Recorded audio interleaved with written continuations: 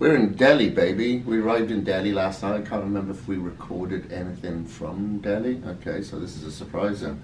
We're in Delhi. We arrived last night, and the rooms looks like. Yeah. Show people how messy we are. This place is a freaking shithole. This is all his side. Yeah, 'cause we got in here last night, just unpacked, had a wash, went to bed, and now up this morning and pretty much straight to the gym. I am having my pre-caged here. Now, I tell you what, pre-caged isn't, and this isn't a bloody sales bit, but I tell you what, this is how it is so helpful. Not only when, you know, you're looking to buffer fatigue, improve the vasodilation, in that side it's a recaged. It's so good for improving your mental neuromuscular pathways, or neurofocus I should say, to get you focused, to get you a little bit energized, because there's a lot of times here when you're on a travel schedule you just want to either avoid a workout or sleep, but you feel a little bit foggy, you know what I mean, with all the flights and not eating the food that you're used to, and I don't know, air conditioning in these bloody hotels, you feel not with it. So by taking a bloody decent pre-workout, it kind of sorts you out every day just to get your bloody workouts done, and then obviously if you've got a seminar, which we do, following, you're still kind of with it. Think about that when you're on a travel schedule, not only thinking of it to get a good pump, or making sure that you're buffering fatigue or getting your BCAAs in there, but making sure, number one, that you stay hydrated, because you have to stay hydrated, especially when you're traveling and in a humid, hot climate, but just to get that bloody neurofocus in so you can get a decent workout in every time. It's all about evolution, baby. So I'm going to go down now and, I don't know, I'm going to look at the gym, see what equipment's there, either do chest or back, and then following that, I'm going to do a bit of a run this morning as opposed to swim. I've been swimming most days. Sunshine can't take her eyes off me this morning. She can't even look into the camera monitor. I can see her just looking at me thinking, who's this hunky? Biceps are huge. Damn. Okay, so making sure with all this cardio we don't wither away to looking like a marathon runner. Let's go get some muscle first. Hybrid athleticism, baby. And that tastes good. Change of plans. So went into the gym and it sucks. Absolute shit. Like, this is a real nice high-end hotel by the looks of things. But the gym had nothing but dumbbells that probably went up to 25 pounds. There's no way I'm going to do chest with that, you know, unless I want to do a shitload of push-ups. There's nothing else in there I could do. There's some cardio equipment, treadmill, bike and stuff like that. But what I'm going to do first, so I may have to do a treadmill and bike, but what I'm going to do first is go downstairs. Okay, I must send this video to my sister. Is see if there's a park or a running path that's nearby. If so, I'd prefer to run outside. You know, get amongst the heat, the humidity, and get on, you know, the real surface. But if not, I'll just go back upstairs. But at least I have that option then and know what's available to me.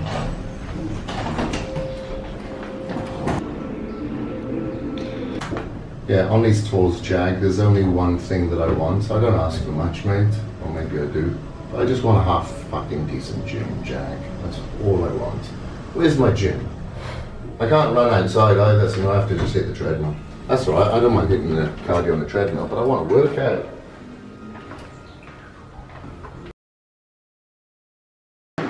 Okay, so this is the weight situation here. As you can see, it's pretty fucking feeble.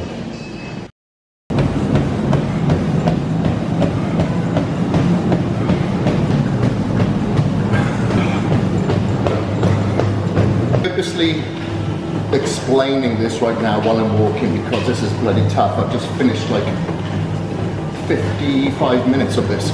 So after my warm-up, what I'm trying to do and emulate is prepare for the ultra marathon that I've got in January. I've looked at the terrain online. There's a lot of elevation, a lot of technical parts of this, and obviously in the middle of January The ultra is called the Wilson Frozen Lake, or Wilson Frozen, I think. Because it's in snow, it's in the climate of ice, it's going to be very tough terrain. It's going to be bloody cold. But I will probably warm up very quick on this ultra. But what I'm doing is mimicking that terrain on the treadmill. It's very flat land here in India, and I'm in the middle of Delhi, where it's just streets, cars and people. So what I'll do after my warm-up, I'll instantly go into an 11, I've got kilometers here, 11 kilometer pace, which is quite fast for me, and I'll run that for 3 minutes. Really want to start to bring in the fast twitch muscle fibers a little bit, and work my cardiovascular system, obviously. Even though it's a lengthy race, I still want to improve my fitness while I can, traveling, because I'm not going to be putting in time and length on this schedule. I'll hold that for 3 minutes. Then for 2 minutes, I'll take it up again to a 12 kilometer minute pace. And 12 minutes, sorry, kilometer pace.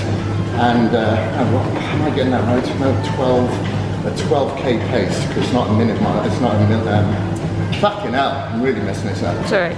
It's not miles per hour on these bloody treadmills, which is very confusing for me. It's kilometers. So I'll bump that up to 12. Then once I've done that for 2 minutes, so I've done 5 minutes total there, I'll bring the pace right down to a 5.5. However, I'll have the incline all the way up to 15. So then I'm kind of trotting, and I'm working my hamstrings and my calves, being prepared for a lot of the hills that's going to be in this ultra. Once I've held that for 3 minutes, I'll put it down on flat, and I'll just walk it out at about 6.4, 6.5 before repeating that process. And I'll do that for a total of about 40 minutes. I'll have a 10-minute warm-up, 10-minute cool down, and that's my cardio session done. I'm absolutely soaking here. So there's no real time to sit down and hang out on Facebook. We are headed to breakfast. Breakfast, and then straight to the seminar. But I think the bike fit people are here somewhere. So as soon as I finished with breakfast, I'm going to try out the bikes just to make sure that there aren't any major changes that are needed before the 100-mile bike ride that both Ashley and I have in a couple of days' time. So then we'll go to the store a little bit later and just do minor adjustments, I hope, and then straight into the seminar.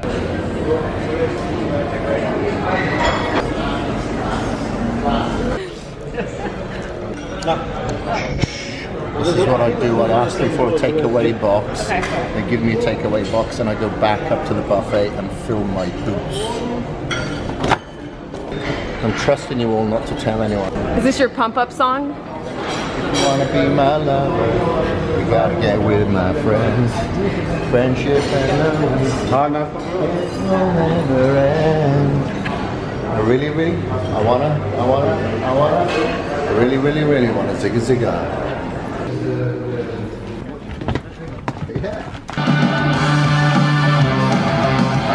So it's very easy for us to come up with an excuse because we have little time. Well, if you're not efficient with your time and structured and scheduled as you should be with your diet, your training program, your life, your punctuality with everything, you will always waste time. That's why I don't believe anybody should hit a snooze button. Whoever invented the snooze button, I'd like to meet him. I'd kick his ass.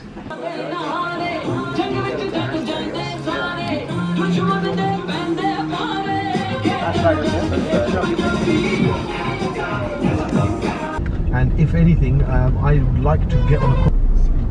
Minutes? Yeah. Alright, we're in the bike shop. That is the name of this place, the Bike Shop India. And we're getting fitted, Ashley's just getting fitted to that felt here. I'm getting fitted on this bike here now. It's a Specialized, no, it's a track. The aero bars, we're taking them out as wide as they possibly can because I've got a couple of big wheels. And getting the seat adjusted, just ready for a 100-mile bike ride. So when we're doing that, obviously we want to make sure that we're as comfortable as possible, and I'm going to get as close as possible to the dimensions that I'm used to. Okay, tell me which ones look the most girliest. Okay. Which one? Don't worry about what's going on Saddle is over one here. part you cannot find the suitable ones. Okay. What's that? Oh, yeah! Damn. Is this for today and tomorrow? Huh? All right. Okay, that was it. That was it? That's it? I actually really like those. These? They look like more like futuristic and cool. This is just a charity ride. It's going to turn into a race. I feel like it's always somewhat of a competition. Who's going to win? Who's going to win? So, Chris and I are taking off on, what is the days of the... Saturday, I think. We're gonna go right into the gym, his gym, like a boss, and train legs. Oh, it's legs we're doing, is it? Okay. I guess we're training legs. Wow, now you said that live. I guess we're going to have to. I'll be okay. Alright, okay, then I'll be fine. We'll be recovering along the way. It's going to turn into a rolling buffet. Yeah. That is it. Horgia. We has done, was that about 30 minutes? About 30 minutes, I don't know, a little bit More than that. 8:21 it was, so yeah, it was a little bit longer. About 40 minutes or so. Yeah, forearm pump. That's why I prefer to go for these little bad boys. Put the straps on. So we went through 4 exercises there, I think. We did a superset to begin with. Pullovers with the rows. Then we did some pre-fatiguing that much of your lats before going on there ain't a good idea, especially when you're holding on to a lot of insulation like I am. So we did the chins, and then we finished off with a rows here. And it feels like that's a good enough back workout. I'm glad we didn't target lower back, considering we've got the bike to do in a couple of days' time. So now it's up to us to go home and recover, get our protein in us and get some food, baby. Get some sleep. Some sleep, yeah, because we've got to be at the airport tomorrow morning. Peace out.